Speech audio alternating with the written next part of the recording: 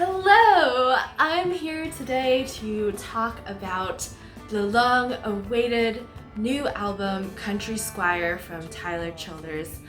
I was lucky enough to have seen Tyler Childers this past weekend at Pickathon in Oregon.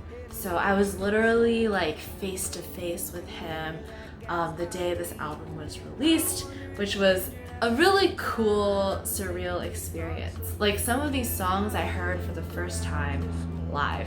Of course, I've heard House Fire and All Yourn before, and some of them I've seen like YouTube live versions, but some of these I heard for the first time live. And then some of them I heard for the first time yesterday when I got back from Pickathon, and I'm literally recording this video as soon as humanly possible because I just want to get my thoughts out there and ride that new release wave, because those videos tend to do better. Not that I'm trying to go viral or anything. I don't really know what I'm doing here, but I feel like my House Fire video did pretty well. So, and Tyler Childers is one of my favorite artists ever. And so I feel like I was meant to review this album, and it's a video that I should do. And so here we are. I learned 3 things from seeing Tyler Childers live this past weekend. The first is that I'm not the only one with a middle school boy sense of humor who likes making 69 jokes. Maybe it's because I'm a Cancer and the star symbol for Cancer is literally the shape of a 69. I don't know why. Anyways, I also learned that I'm really bad at recognizing people after they've gotten a haircut. It's been a common theme like throughout my life, but you would think that I would recognize my favorite artist ever on stage during his show time, but I literally didn't know that he had gotten a haircut, and I saw this dude on stage and I was like, that's not Tyler. Like, there's no red hair, there's no beard, it's just this like clean shaven guy with a baseball cap. Like, who is that, right? And then he started singing and I was like, oh wait, that is him. I'm just really bad at recognizing people. And then I was like, oh wait, he got a haircut, that's a cool new look. I feel like the cool new haircut kind of coincides with the cool new sound of this album. Smooth transition. I forgot to say the third thing though. My absolute favorite moment of seeing Tyler live was when he sang Lady May. I'm a stone's throw from the mill, and I'm a good walk to the river. When my working day is over, go so long cares away.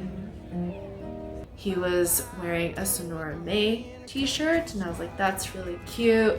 I love the song Lady May. It's probably one of my favorites of his, and it was so beautiful just hearing him and his guitar, his voice echoing into the wilderness, because it was like in the middle of this forest, and I got so many chills. Like, I literally flew away, like my soul left my body. Then afterwards, I was thinking about it and I was like, wait, Lady May is probably about his wife, Sonora May. They both have the word May in there. Man, I love so many things about this album. And one of the first things I noticed that I thought was so cool was how the songs kind of just blend into each other. Like, it's meant to be listened to from start to finish. And as I was listening to this album, I couldn't even tell when one song ended and the next one started. The way they did the production and the instrumentation, each song kind of like fades into existence and then fades out of existence. And there's always like a key change at the end of every song that kind of brings you into the next song. And it's just really beautiful how there's no rough edges. Like, there's no boundary between when one song ends and the next one starts.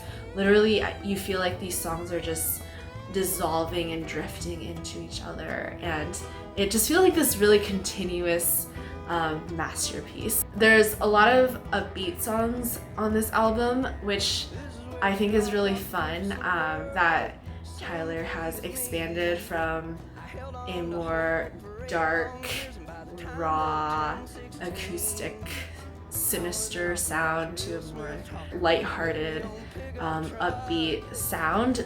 At the same time, the lyrics still bring that like raw, dark, sinister element. I think it's really cool how you get all of these traditional elements. You still have that like quintessential Tyler Childers sound with his voice and the way he sings and the topics he sings about, and you get some traditional country bluegrass instrumentation. There's so much fiddle in there, and the melodies are very like familiar sounding. At the same time, you get all of these new funky, groovy, psychedelic elements that kind of bring this like fresh, new flavor to these songs. There's a keyboard, which I haven't seen in Tyler Childers songs before. You kind of get these like psychedelic, discordant moments, which is really cool. And there's just these like really modern vibes, and I think just the fusion of the traditional and the modern is really, really cool, and is gonna propel this album into having a greater appeal to many different audiences. But usually when things like create mass appeal, they become really boring and really generic, but that is literally the opposite of this album. It is so unique and quirky and eccentric and so Tyler Childers. Like no one else could have written or sang any of these songs. Alright, now I'm gonna do a little deep dive of every single song and just point out things I like about them. The first song is called Country Squire. Oh my gosh, this song is so catchy and fun and danceable and addicting. Like I just want to keep on listening to it. He played this live at Pickathon, and here is a little clip of that. Spending my nights in a bar and roar, turning them songs into tea-by-four, thinking about the day that I sat by the fire, with my honey in a country squire. I love like the visceral imagery of this song. You can smell the factory and the smoke in the air and the gas pipe leak. I like how in one of the verses he kind of describes the country squire trailer that he is building for her, using all of these numbers. Like it's a 24 foot long vessel, 8 feet wide, 53 years old. I think that's really fun that those like numbers are included to make it just feel so real and so tangible. It's kind of like an aspirational Hopi song. Is Hopi a word? It's very jolly, and it's like, I'm just gonna keep on singing my songs and build my girl this home, and we'll have everything we ever want and need. And it's a really, really feel-good song, and I love it. So I think Bus Route is a really fun story song, also really catchy and hooky and fun and upbeat. I just love the way it starts. This is where we dropped off the prettiest little girl, same grade as me. Like, oh, it's so good. It's just this like little cute story about how, I guess when he was 8 years old, he tried to kiss this girl on the school bus, and she was like, bye, I don't care about you. And then the second verse is all about the bus driver, Ray Dixon, who like kept all the kids in line and would just like glare at them and have this like wooden paddle, I guess, to spank them with. I don't know. And then he turned 16 and he like, does sexual stuff with the girl. And he's like, yeah, I'm glad her dad never found out. I think it's a really cool song, and I love that storytelling element and that imagery of like youth. The fiddle's great. It also has this like bouncy frog effect. I don't know what to call it. It really reminds me of a frog, and the frog literally comes back in All Yorn, and it's interesting. I don't know how I feel about it, but I think it works in this song. So now we have Creaker, which I might even go as far to say it's my favorite song on this album. Either this or Gemini. And I think this is gonna be one of those albums where like every single song will have its moment as my favorite song. I was originally obsessed with Squire, and now I don't know, I kind of got like sick of it, so that's no longer my favorite song. But man, this song is like if you took an Edward Hopper painting and made it into like a really jolly waltz. Let me just insert some Edward Hopper paintings here. He was an American artist who did a really good job of painting loneliness, people sitting alone, and this feeling of isolation and alienation in a city. And that's what I see this song as. It's pretty darn sad and dark. It's about this guy, I guess he's the creaker, who's just sitting alone at a bar drinking whiskey, staring out at the world. He goes in the chorus like he'd rather be dead than alive one more minute in this godforsaken town. I love that line so much. Like I love the phrase like in this godforsaken town. Like I want to use that all the time. The chorus is just so perfect. When he was a kid, he'd never have dreamt it, all the ways that the city can bring a country boy down. You just have this image of a really tough life full of pain and suffering, and I think it is a feeling that a lot of us can relate to. There's this bridge that is also really cool. It goes, some fellas blank, and there's 4 lines.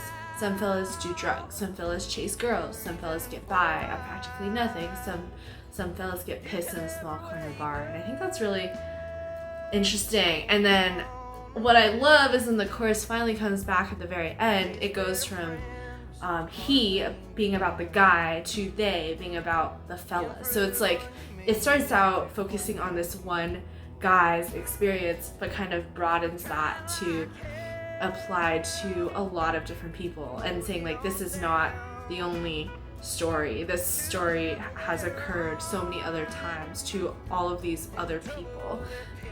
So I really like that. Man, the fiddle.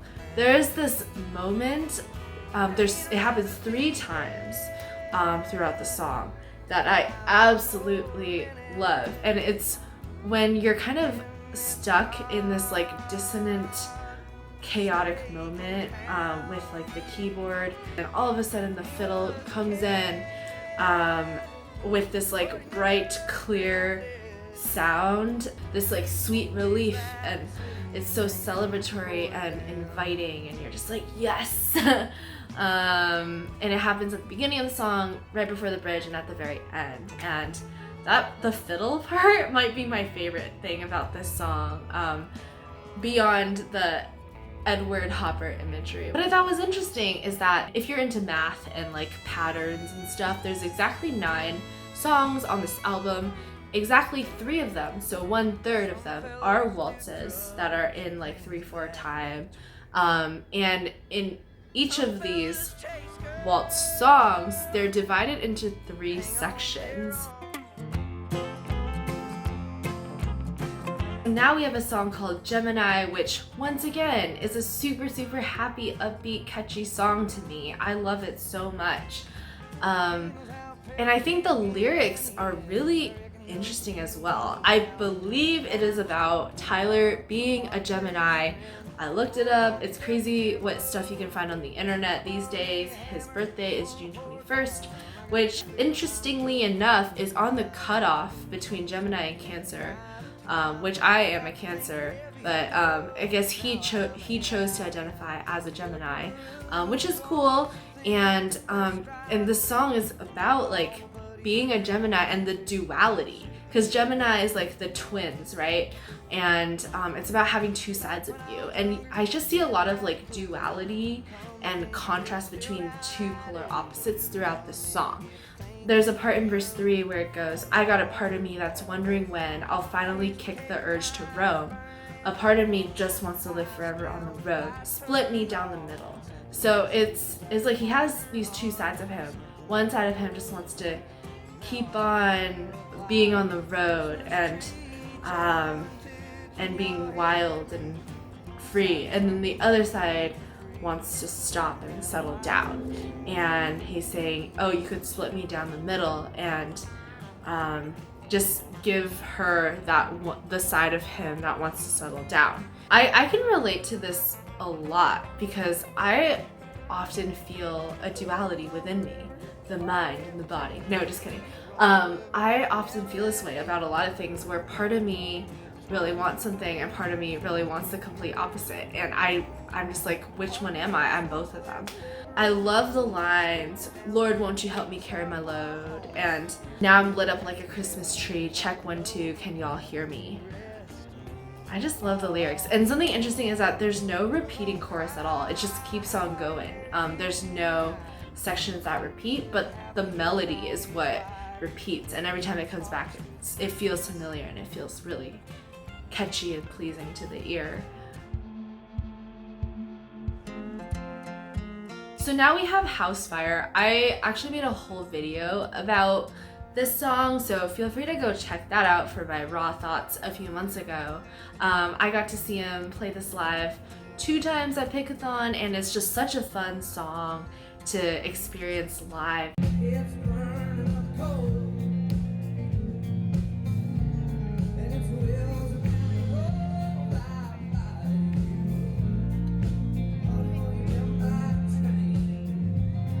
As I mentioned in that video, this is not a storytelling song. It's purely about the rhythm and how it makes you feel. And I think that's totally okay because all of the other songs bring in the storytelling element, and this one is just there for the rhythm and for the catchiness. And we all want one of those. This song goes out to all the perverts out there. I think it's a really edgy love song. And I say edgy because it is a song about masturbation and sexting in a hotel room. It's full of sexual innuendos. I think it's really cool that Tyler did this song because I feel like it's an unexpected topic for a song, and I really like when, you know, artists push the boundary of like what is acceptable in art. Songs can be about anything you want, and even if it makes some people uncomfortable, at the end of the day, I think this is a love song. It's about like being committed to her and while being out on the road. It's a really real experience that a lot of people can relate to and just have never thought about singing about it. He drinks orange juice and vodka. So the next song is Peace of Mind, which I think is really interesting. It kind of paints this picture of these 3 people. The song is in waltz time, and it has 3 verses. Verse 1 is about this dude, verse 2 is about this woman, verse 3 is about their youngest daughter, Stella. And there's kind of this sense of like futile struggle. No one really gets what they want. It's singing about the imperfections of life and how we have these broken dreams and we don't get what we want. I love the line at the very end, like a freight train hauling sorrow and moving ever onward through the tunnel of forever to the never-ending light. So it's like everyone wants peace of mind and they don't know how to get it, so they have their own ways to try to get it, but it's this like futile struggle. Like the train is just gonna keep going on and you can never really escape sorrow. Like life will never be perfect, but you can only hope for better. I'm gonna be honest, when I first heard All Yourn, I didn't really like it. I think that something about the instrumentation made me feel like uncomfortable. And I think what it is that like frog reverberation effect. Wow, wow, wow, wow, wow. And it kind of reminds me of like a frog. And I briefly mentioned this in Bus Route because the bouncy frog effect was there too. And yeah, I was like, that sounds so weird to me. But as I continue listening to the song, I slowly started really liking it because it's so catchy, and I think it's a really great love song because it's so pure and innocent, and I feel like it's a really good sing-along song. Like I could see a whole crowd like singing along to this chorus. Yeah, it's so personal to Tyler and also so creative. Like just the way it was done. It wasn't just like any old love song. It's like specifically his story. I like how he says, "My days in pen." Like that's cool that you are using a pen from Days End. Works night shift at the depot. Finally, we have Matthew, the third of our 3 waltz songs that also happens to have 3 verses. I think it sounds the most like traditional bluegrassy from the instrumentation. It's a really interesting like painting again of just like people's lives. You just have these images of like, you know, this dude. I bet his name is Matthew. It's not actually like explicitly mentioned anywhere, but you know, he works the night shift at the depot, and he used to be in the military, and the first verse kind of sets the stage, like what he does and where he's been, and then verse 2 is about his dad, and I love the line, "He raised them youngins right on a little bit of scripture and an acreage of paradise." And finally, like verse 3 is just like, you know, they're living their everyday life, and I just see it as like scenes of normal life, but then it's showing how that can be beautiful and that can be significant and relatable, and how we're all connected because we all have these similar stories to share. Anyways, that's it for this video. I just want to make these videos to maybe just share my thoughts with people and make new friends, and get new music recommendations, and you know, sometimes I want to like add something to the conversation, but it's an unrealistic expectation to do that with every video. So I'm just grateful that people watch and that you're watching right now, and I don't know what I'm doing here or where I'm going with this, but I'm still here. I'm still gonna do this because it's fun to talk about country music that I love, and yeah, I would love to hear your thoughts on this album. I'll see you guys next time.